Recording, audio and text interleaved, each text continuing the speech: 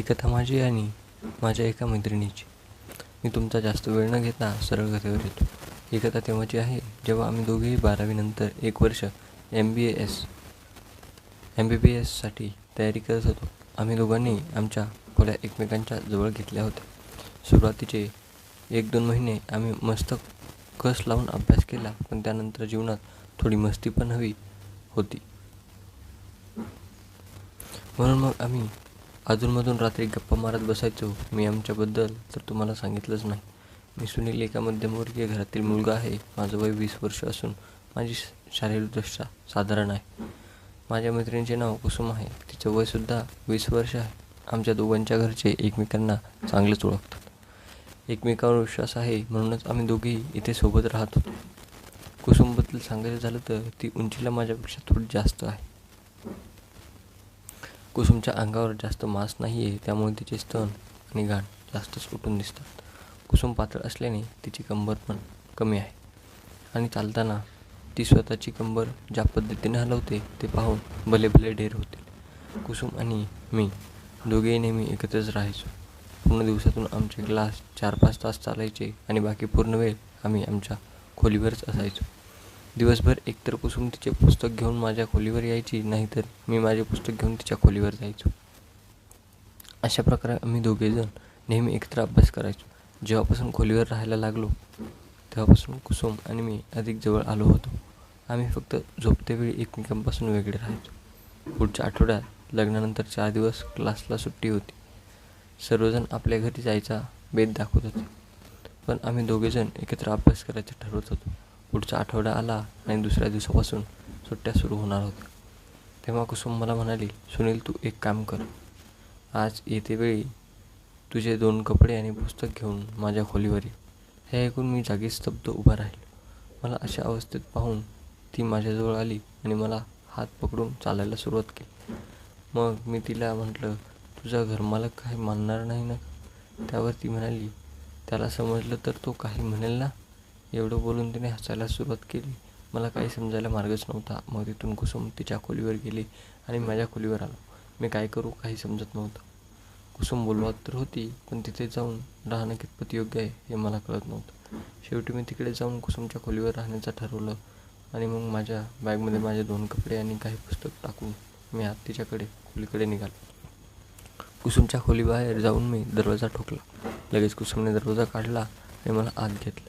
मला आत घेताच तिने परत आतून दरवाजा लावून घेतला. दरवाजा लावून घेतल्यावर तिने माझ्या हातून बॅग घेतली आणि बाजूला ठेवली. माझ्या मनात अजून थोडी भीती तर होतीच. ती भीती दूर करण्यासाठी मी तिला विचारलं, काही प्रॉब्लेम तर होणार नाही ना कुसुम? ती माझ्याकडे पाहत म्हणाली, एवढं घाबरू नको रे. असं म्हणत तिने माझ्या खांद्यावर आपला हात ठेवला आणि मग मला फ्रेश होण्यास सांगितलं. तसंही संध्याकाळ होत चालली होती म्हणून मग मी फ्रेश झालो आणि रात्री घालायचे कपडे घातले. मला ह्या कपड्यावर पाहून कुसुम हसू लागली. मी तिच्याकडे लक्ष न देता तिला पुस्तक घेऊन यायला सांगितलं. मग थोडा वेळ आम्ही वाचत बसलो आणि मग डबे आणायला गेलो. मेसवरून 2 डबे घेऊन आल्यावर आम्ही जेवण उरकून घेतलं. जेवण झाल्यावर कुसुमने दोन्ही डबे धुवून ठेवले. मग परत आम्ही दोघे वाचत बसलो. रसायनशास्त्र वाचून आम्ही कंटाळलो होतो म्हणून मग कुसुमच्या उठून जीवशास्त्र वाचायला घेतलं. पुस्तकात तिने एक धडा काढून वाचू लागली. मला हळूहळू झोप येत होती आणि माझे डोळे लागत होते. म्हणून मग मी कुसुमला सांगून तिथेच आडवा झालो. त्यानंतर रात्री मला माझ्या अंगावर कुणाचा तरी हात चालत असल्याचं जाणीव झाली. म्हणून मला जाग आली. उठून पाहिलं तर तो कुसुमचा होता आणि तिने आपला हात माझ्या शर्टमध्ये घुसवला होता. कुसुम पूर्णतः गाढ झोपेत होती. तिचे कपडे अस्ताव्यस्त झालेले होते आणि तिने घातलेली स्कर्ट पूर्ण तिच्या मांड्यावरून सरकून पोटावर आले होते. मी काहीच न करता आरामात तिची पॅन्टीज पाहू शकत होतो. कुसुमने आज लाल रंगाची जाळीदार पॅन्टीज घातली होती. कुसुमला अशा अवस्थेत पाहून मी स्वतःला रोखू शकलो नाही. मी माझ्या पूर्ण आयुष्यात आज पहिली वेळेस कोणाला तरी पाहत होतो. मला नकळताच माझा बोलला पण टाईट झाला. थोड्या वेळ तर तिला तसंच पाहत राहिलो. मग हळूच तिचा हात माझ्या पोटावरून काढला आणि उठून बसलो. कुसुमच्या बाजूला बसताच माझी नजर बार तिच्या पॅन्टीजकडे जात होती. माझं मन करत होतं की हिला इथेच उठवून कपडे फाडून इथे नांगरं करावं आणि मग पग झोन मोकळं व्हावं. पण मला काही वाटलं तरी मी तसं करू शकत नव्हतो. कुसुमचा टॉपसुद्धा तिच्या कमरेवरून सरकला होता आणि तिची कंबर आणि पोट माझ्या डोळ्यासमोर होते. मी मग अगोदरप्रमाणेच माझ्या जागी झोपलो आणि झोपेचं नाटक करत माझा हात कुसुमच्या पोटावर ठेवला. हात कुसुमच्या पोटावर ठेवून मी हळूहळू हाताला फिरवू लागलो. हात फिरवत फिरवत मी माझा हात कधी तिच्या कमरेवर न्यायचा तर कधी स्तनावर. असं करत थोड्या वेळाने मी हिंमत करून माझा हात पोटावरून उचलून तिच्या मांडीवर ठेवला.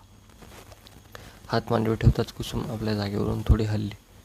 ती हलताच मी माझे डोळे गच्च बंद केले आणि झोपेचं सोंग करू लागलो. थोड्याच वेळा ती परत शांत झाली आणि मी माझा हात तिच्या मांडीवर फिरवायला चालू केला.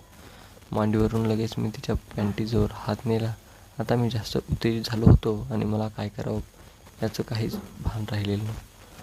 हळस माझ्या डोक्यावर चढली होती. मी कुसुमच्या पॅन्टीजवरून तिच्या पुच्छीला चोळू लागलो. पॅन्टीवरून हात फिरून मला समजलं की तिच्या पुच्छीजवळ केस नाही आहेत, म्हणजेच पूर्ण पुच्छी चिकनी असेल. चाटायला किती मजा येईल या विचारात मी कधी माझं एक बोट तिच्या पुच्छीच्या छिद्रात नेऊन आतमध्ये घुसवण्याचा प्रयत्न करत लागलो. मला समजलंच नाही. मला होश तेव्हा आला जेव्हा कुसुमच्यातून असा कामकूक आवाज निघाला. तिच्या तोंडून आवाज ऐकून अगोदर तर मी घाबरलो, पण नंतर माझ्यात हिंमत आली. मी थेट कुसुमच्या पॅन्टीमध्ये माझा एक हात घुसवला आणि तिला म्हणालो, कुसुम, मला माहीत आहे तू जागी आहेस. झोपेचं नाटक करू नको, उठ आणि या क्षणाची मजा घे. हे ऐकताच कुसुमला पण समजलं की मला कळून चुकलं की ती जागी आहे. कुसुमने हे ऐकून हळूच डोळे उघडले. तिने डोळे उघडताच मी तिच्या गालावर एक पप्पी दिली. कुसुमने आपले हात मोकळे करून माझ्यासमोर बसवले. मी पण लगेच तिला माझ्या मिठीत भरून तिच्या अंगावर आलो. आता कुसुम खाली झोपून होती आणि मी तिच्या अंगावर चढलो होतो. कुसुमने लगेच शर्टवर उचलून आपले हात माझ्या पाठीवर गिळले. तिला पुढाकार घेताना पाहून मी तिच्या अगोदरच चढलेल्या टॉपला अजून वर करून गाळ्यावर ठेवलं. आतून तिने लाल रंगाची ब्रा घातली होती, त्यामधून तिचे हलके स्तन दिसत होते. मी तिच्या स्तनांना ब्रावरूनच माझ्या तोंडात भरून चोखू लागलो. कुसुमने माझं शर्ट पूर्णतः काढून बाजूला फेकलं. तिने आता मला तिच्या अंगावरून बाजूला लोटलं. तिने लोटताच मी बाजूला झालो आणि पुढच्या क्षणी तिचे टॉपसुद्धा काढून बाजूला फेकलं. मी मग उठून माझी चड्डी आणि शॉर्ट्स सोबतच काढून बाजूला ठेवले.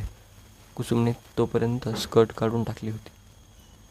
मी एक क्षणातच कुसुम समोर भोंगळ झालो होतो. ब्रा आणि पॅन्टमध्ये कुसुम अजून सेक्सी दिसत होती. मी तिला अशा रूपात पाहिलं हे कधी स्वप्नात पण मनात आलं नव्हतं. मी पुढे होऊन तिच्या ओठांना माझ्या ओठांनी कैद केलं आणि माझे दोन्ही हात तिच्या स्तनावर ठेवून दाबण्यास सुरुवात केली. कुसुमने पण आता लाज सोडून आपल्या हात माझ्या बुल्ल्यावर नेला आणि चोळू लागली. तिच्या हाताचा स्पर्श माझ्या बुल्ल्यावर होताच बुल्ला अजून ताठ होऊन उभं राहू लागला. आज इथपर्यंतच लिहू शकलो मित्रांनो. यापुढील कथा नंतर कधी लिहून तुम्हाला सर्वांसमोर सादर करेल. तुम्हाला ही कथा कशी वाटली हे सांगायला विसरू नका. तर मित्रांनो, आजची गोष्ट कशी वाटली नक्की कळवा. व्हिडिओ आवडला असेल तर नक्की लाईक करा, शेअर करा आणि सबस्क्राईब करायला मात्र विसरू नका. धन्यवाद.